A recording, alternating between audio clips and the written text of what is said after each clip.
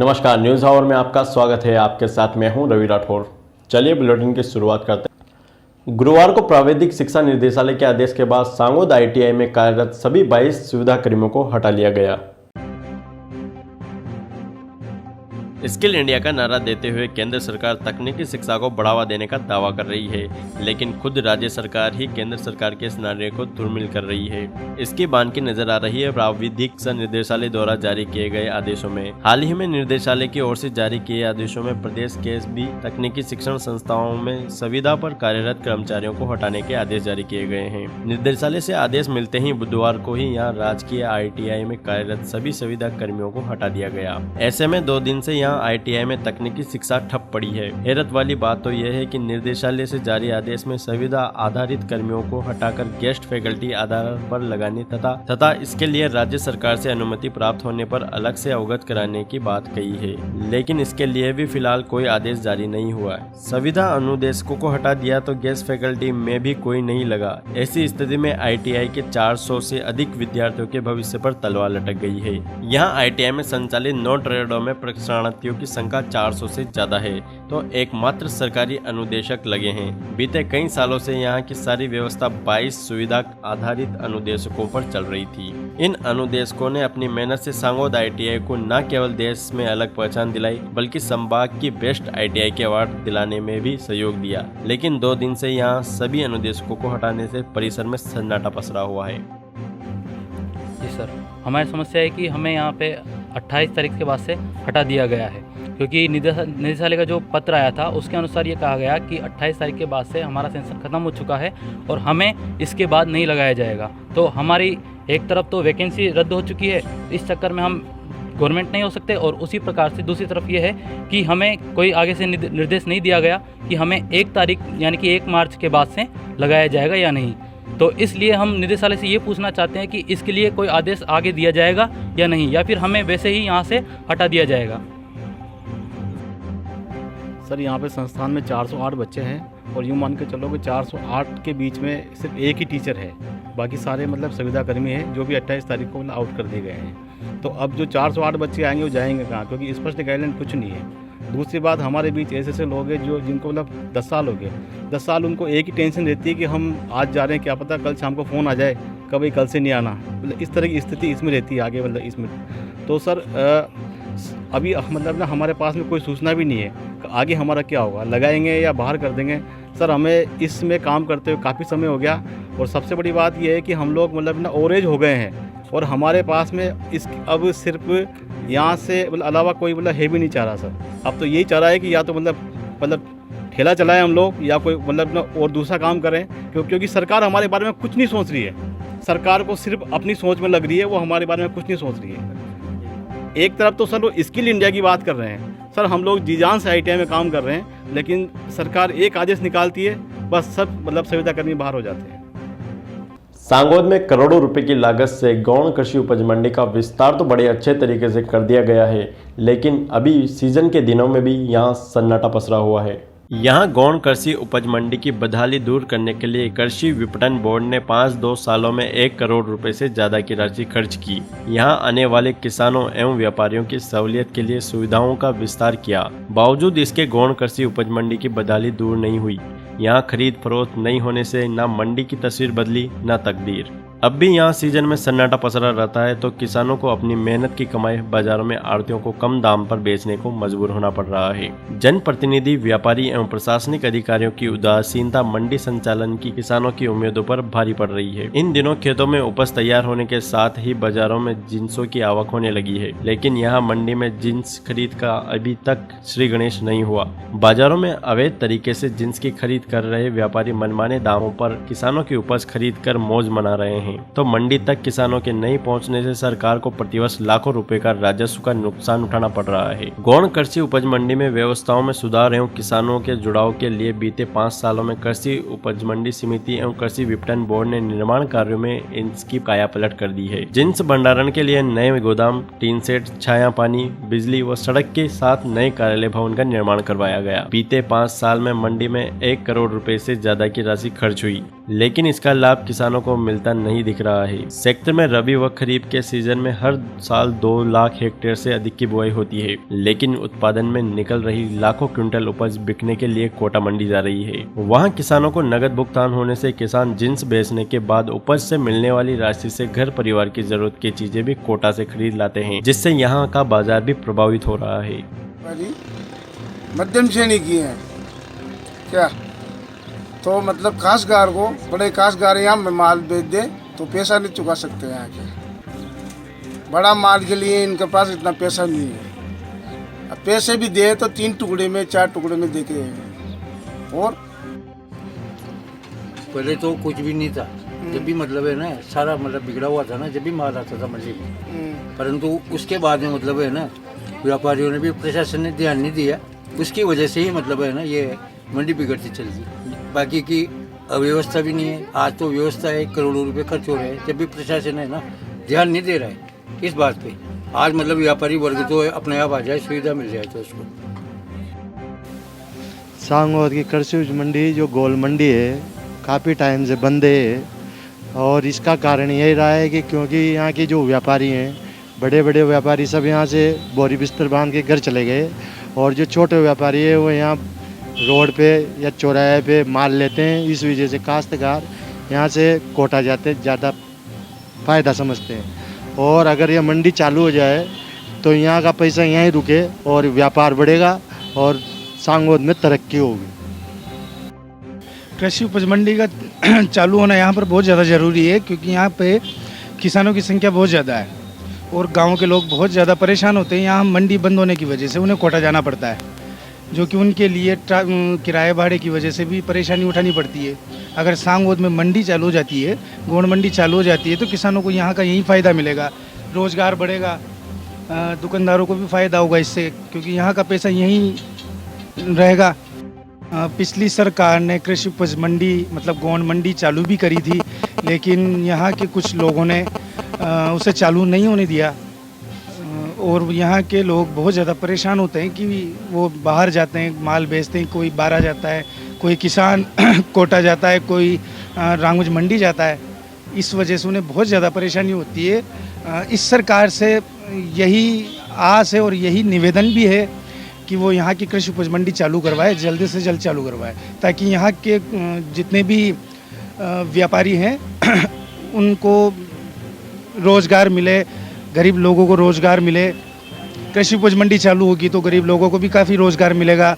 वहाँ पे गोंड मंडी में काफ़ी ज़्यादा लोग आएंगे तो सांगोद में कमाई का भी जरिया बढ़ेगा। इन दिनों बदलते मौसम व खाली भूखंडों में भरे पानी में पनप रहे मच्छरों ने लोगों का जीना दूभर कर रखा है। इन मच्छरों की वजह से लोगों को काफ़ी प्रकार की बीमारियों का सामना करना पड़ रहा है।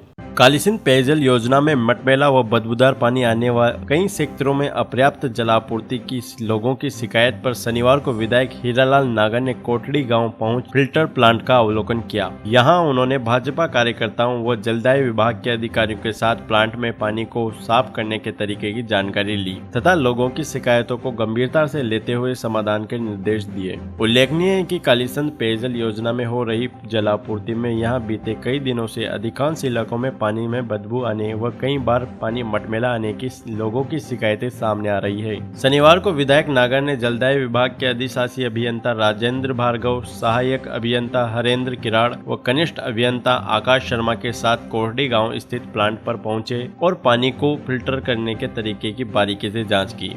उन्होंने यहां पानी में मिलाई जा रही दवाइयों की जांच कर स्वयं पानी पीकर इसकी गुणवत्ता व स्वाद को देखा तथा पानी की गुणवत्ता में सुधार के हर संभव प्रयास पर जोर दिया। यहां पालिका अध्यक्ष देवकीनंदन राठौर ने कंपनी द्वारा कस्बे में पाइपलाइन डालने के लिए खोदे गए सीसी सड़क की कई वार्डों में मरम्मत नहीं करवाने की समस्या भी बताई। इस पर विधायक ने अधिकारियों से बजट के लिए चर्चा कर प्रस्ताव बनाकर भेजने की बात कही। उपाध्यक्ष जगदीश शर्मा, भाजपा देहांत मंडल अध्यक्ष ओम नागर अड़ूसा, नगर अध्यक्ष महेंद्र शर्मा समेत बड़ी संख्या में भाजपा कार्यकर्ता भी मौजूद रहे, जिनकी विधायक ने मौके पर ही समस्या व शिकायतें सुनी। 15 मार्च से शुरू होने वाले नान लोक उत्सव को लेकर सांगोद में प्रशासनिक स्तर पर तैयारियां शुरू होने लगी है।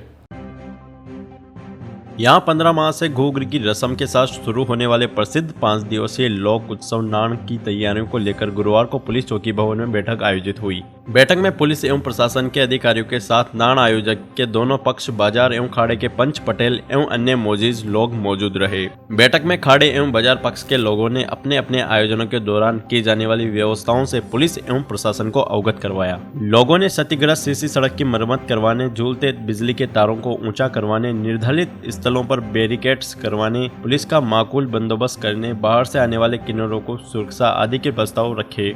बैठक में मार्ग बदलाव पर भी चर्चा हुई, लेकिन दोनों पक्षों में इससे सहमति नहीं बन पाई। बैठक के बाद पुलिस अधिकारियों ने दोनों पक्षों के लोगों के साथ नाण आयोजन की मुख्य जगहों का अवलोकन किया। बैठक में एसडीएम लहरी कुमार जैन, पुलिस उपाधीक्षक विजयपाल सिंह, थानाधिकारी भारत सिंह, तहसीलदार लक्ष्मी नारायण प्रजापत समेत कई अन्य विभागों के अधिकारी मौजूद रहे। चर्चा के बाद बैठक में सुबह 6 बजे होने वाली जलापूर्ति नाण के दौरान 15 से 19 मार्च तक सुबह 8 से 9 बजे तक करने का प्रस्ताव लिया गया। दोनों पक्षों के लोगों ने घुघरी के जुलूस में तय मार्ग से हटकर जुलूस निकालने पर पुलिस से थोड़ी सख्ती बरतने की अपील की। वहीं नाण से जुड़ी सूचनाएं लाउड स्पीकर के जरिए आयोजन मार्ग पर प्रसारित करने के लिए बैठक में प्रस्ताव लिए गए। सदगुरु सेवा संघ सांगोद व अग्रवाल समाज खानपुर के सहयोग से गांव जोलपा में निःशुल्क नेत्र जांच शिविर का आयोजन किया गया।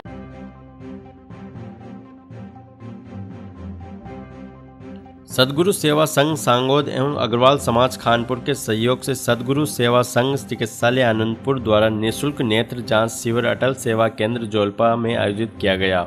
शिविर सहयोगी अनिल मंगल ने बताया कि यह जोलपा में लगातार दूसरा शिविर आयोजित हुआ है, जिसमें सभी जगह के लोग आंखें चेक करवाने व आंखों का ऑपरेशन करवाने के लिए शिविर में पहुंचे। शिविर में 216 मरीजों का चेकअप किया गया, जिसमें 70 मरीजों का ऑपरेशन के लिए चयन हुआ। ऑपरेशन योग्य महिला पुरुषों को सदगुरु सेवा संघ ट्रस्ट आनंदपुर की बसों द्वारा आनंदपुर रवाना किया गया। शिविर सहयोगी हरिओम जांगीर ने बताया कि जोलपा में चेक कराने व ऑपरेशन करवाने के लिए दूर दूर से लोग कैंप समाप्ति के बाद भी यहां पहुंचे लोगों को निराश होकर वापस जाना पड़ा। सदगुरु चिकित्सालय आनंदपुर की साख व लोगों में विश्वास होने की वजह से लोग आनंदपुर के शिविर का इंतजार करते हैं। अनिल मंगल ने कहा कि कोटा CMHO RN यादव ने सांगोद में शिविर की इजाजत नहीं देने की वजह से मरीजों को आर्थिक व समय का नुकसान वहन करना पड़ रहा है। इस शिविर में संस्था के सदस्य सतीश पीपलिया, हरिओम जांगीर, हरि प्रकाश सोनी, राकेश जैन, सत्यनारायण नंदवाना, खानपुर से आए महावीर जैन लीमवाला व जोलपा की सरपंच कविता नागर व मुकुट नागर ने भी सहयोग प्रदान किया।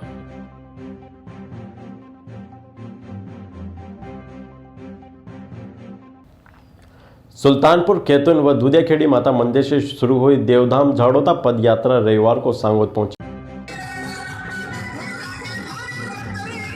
सुल्तानपुर कैथून और दूधियाखेड़ी माताजी मंदिर से शुरू हुई देवधाम झाड़ोदा पद यात्रा रविवार को सांगोद पहुंची। यात्रा का सांगोद में जगह जगह गुर्जर एवं अन्य समाजों के लोगों ने जोरदार स्वागत किया। सुल्तानपुर से आई यात्रा का कुंदनपुर तिराहे पर और कैथून और दूधियाखेड़ी से आई यात्रा का कोलियों के बड़ पर स्वागत किया गया। पदयात्रियों का कस्बे में मुख्य मार्गों पर जगह जगह बने स्वागत द्वारों पर लोगों ने पुष्प वर्षा कर स्वागत किया। यात्रा में श्रद्धा और भक्ति का अनूठा संगम देखने को मिला। सैकड़ों की तादाद में लोग डीजे पर बजते भजनों पर नृत्य करते चल रहे थे।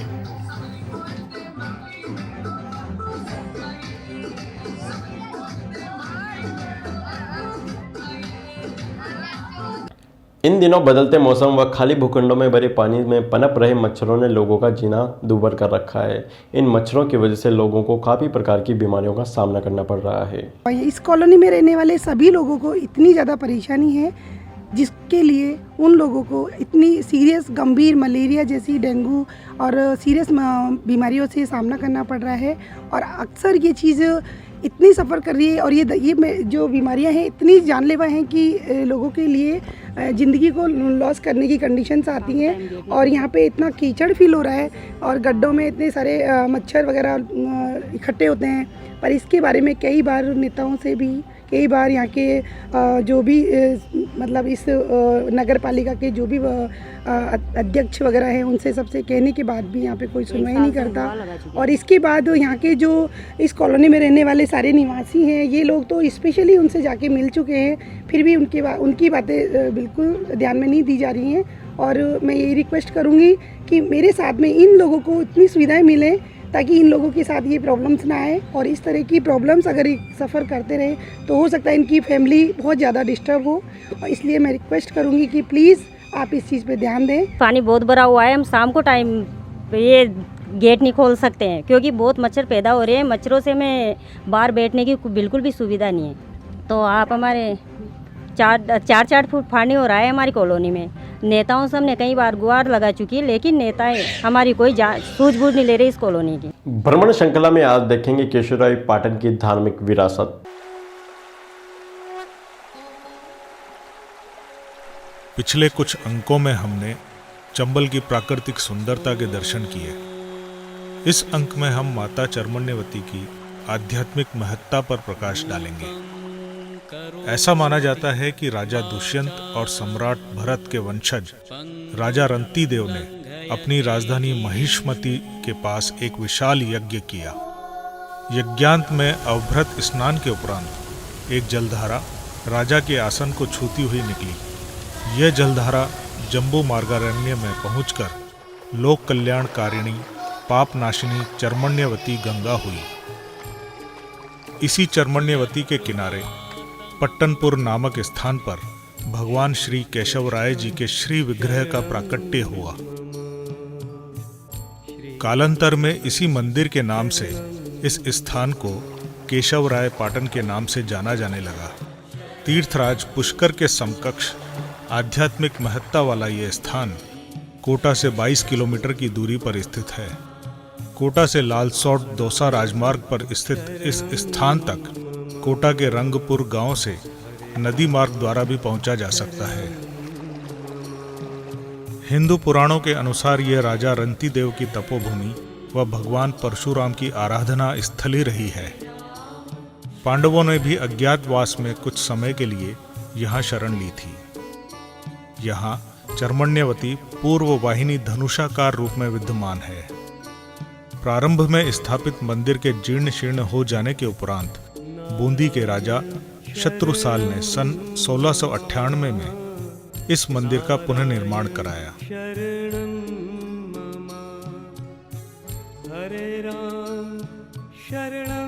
वर्तमान में यह भव्य कीर्तिमुखी मंदिर चंबल के किनारे पर स्थापित है।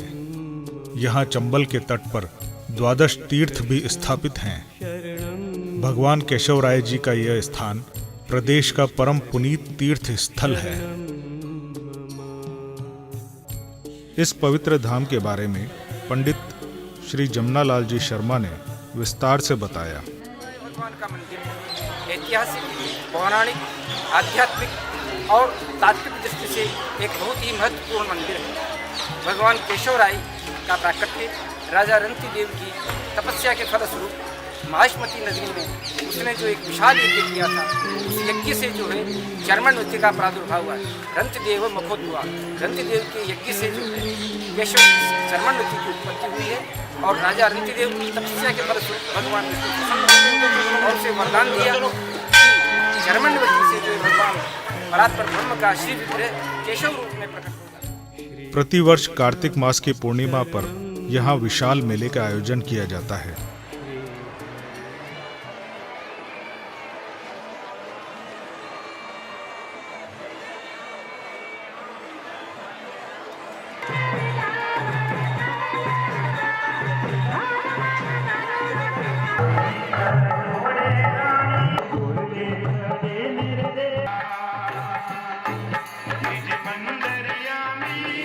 प्रातःकाल सूर्योदय से पूर्व पवित्र जल में स्नान के उपरांत माता चर्मण्यवती की आरती की जाती है। इस दिन यहाँ पूरे दिन भगवान श्री केशवराय जी के दर्शन और विशेष पूजा अर्चना की जाती है।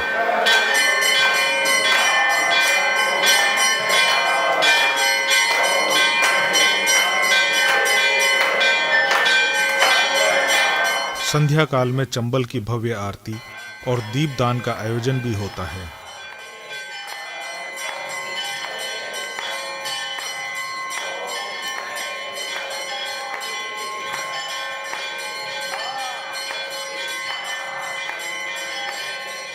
दूर दूर से श्रद्धालु इस पवित्र धाम पर पुण्य अर्जन के लिए एकत्रित होते हैं।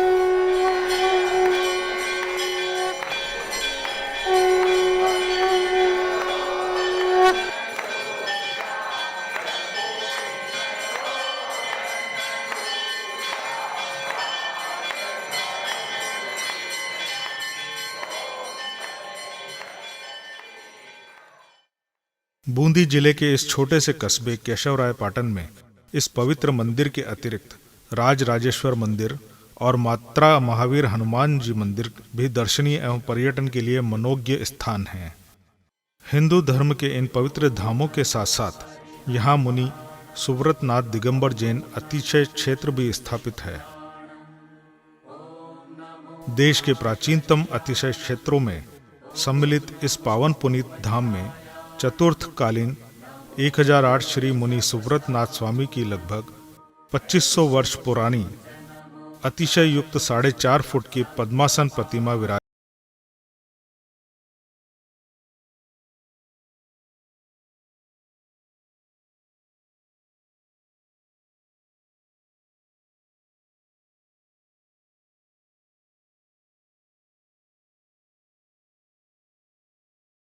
में तीर्थ क्षेत्रों की वंदना में आचार्य कुंद कुंद देव द्वारा भी इस स्थान का उल्लेख किया गया है। इसके उपरांत भी समय समय पर कई ग्रंथों में इस स्थान की प्रशंसा मिलती है। यहाँ भूगर्भ गृह में 16 स्तंभों पर आधारित एक भौरा है, जिसमें 1008 श्री मुनि सुव्रतनाथ भगवान की प्रतिमा मौर्य और कुषाण के मध्यवर्ती काल की बताई गई है। वर्तमान में आंशिक रूप से खंडित यह महामनोज्ञ प्रतिमा तात्कालीन आक्रमणों का शिकार हुई है। इस अतिशय युक्त प्रतिमा से जुड़ी कई किंवदंतियां भी प्रचलित हैं।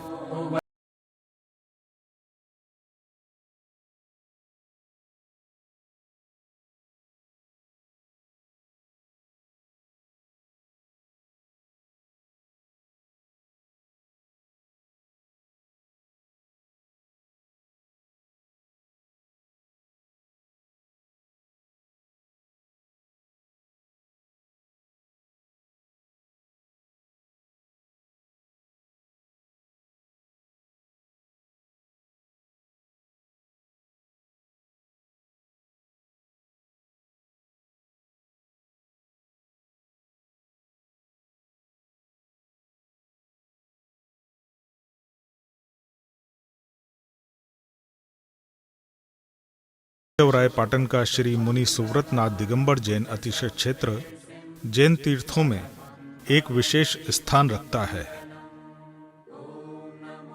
अभी के लिए इतना ही। अगले हफ्ते फिर हाजिर होंगे सांगोद तहसील से जुड़ी प्रमुख खबरों के साथ।